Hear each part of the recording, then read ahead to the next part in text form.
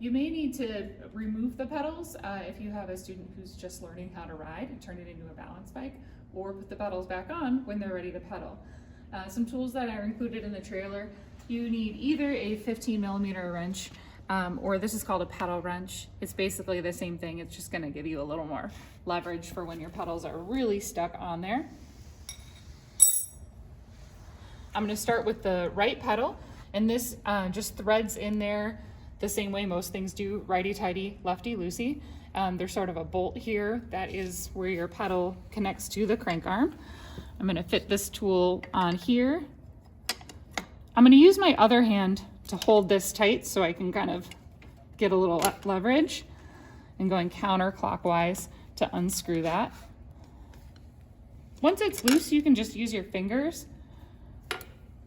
and unthread